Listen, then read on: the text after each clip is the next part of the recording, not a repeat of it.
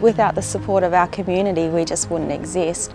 So it's important for us to give back to our community to show our appreciation for all the support that they give us.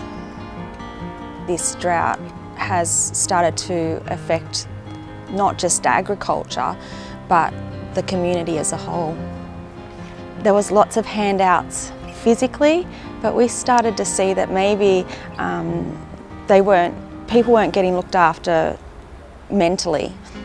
I contacted my state team, and with the help of them and Rural Co, we put together a mental wellness night featuring Warren Davies, the unbreakable farmer.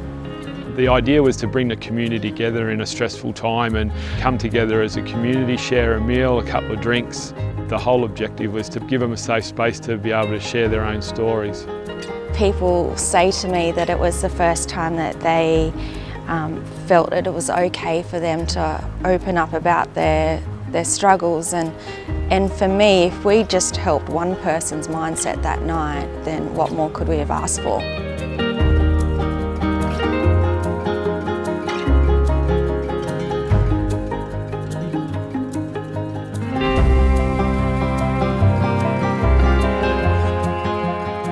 The Mount Gambier Pioneers, or as they are known, the Caztech Rural Pioneers, are a basketball team in the NBL1. The sponsorship enables us to compete in the league that we currently do. It also allows us to get out in our community. We do a number of school clinics within local schools to give kids and people within our community access to our basketball players and our coaches.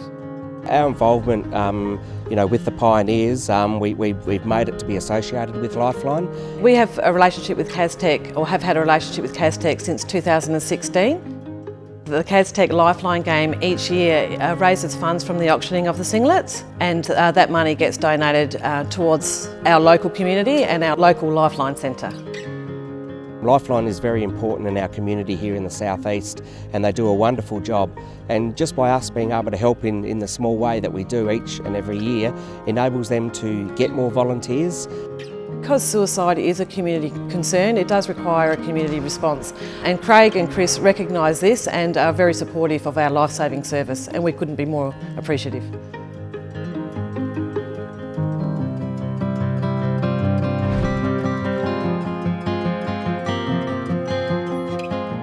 I've been involved with St John's in Quirting for 20 years. St John provides first aid for everybody. They run first aid courses.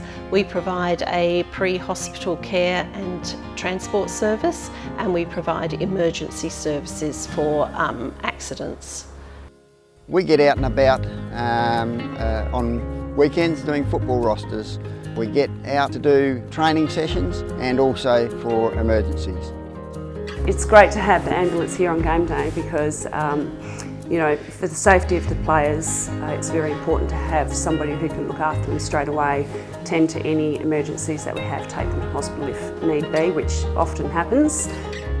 The community could not continue to operate without the support of the volunteers, such as Trevor and Jackie, and the businesses that support them. Without the volunteers putting in all their hours, there wouldn't be an ambulance service necessarily here. It would be restricted to the bigger centres.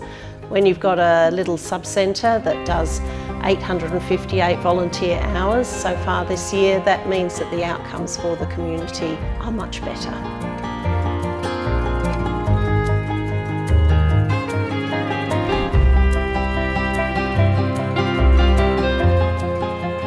We ran an event called Give a Farmer a Break.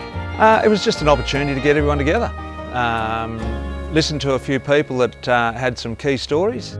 We felt that it was our little bit to try and give back to the community and to our growers through monitoring mental health and making sure that growers and their work staff and their partners are aware of the situation that we're going through.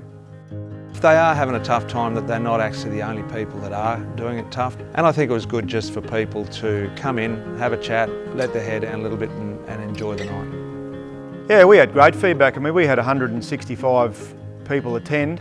As much as listening to their lineup of guest speakers and their stories, I think you also get the sense of community, which is just so important, that everyone's in this together. They're hurting just as much as everyone out of town is, and you know, they don't do those days for nothing. It's just great that it brings the community together. Businesses that are doing very tough to spend some of their money in and bring everyone together, I think that's where you get that sense of community and sense of belonging, and I think that's really important.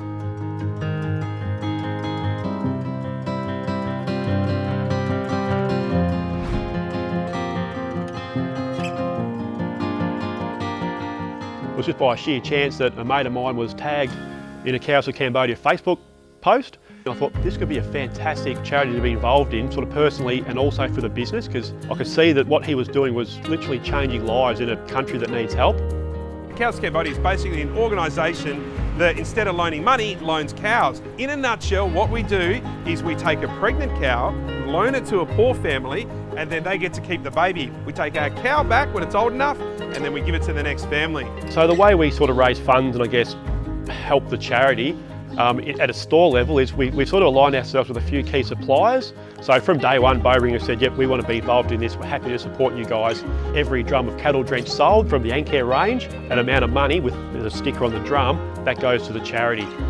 Part of the big plan of what we're trying to do there was to raise enough funds to build a training and education facility on the farm, which we achieved last year. Farmers are getting educated, animals are getting vaccinated, animal welfare has increased dramatically, and it is by and large thanks to Hewitt and Whitty Geelong.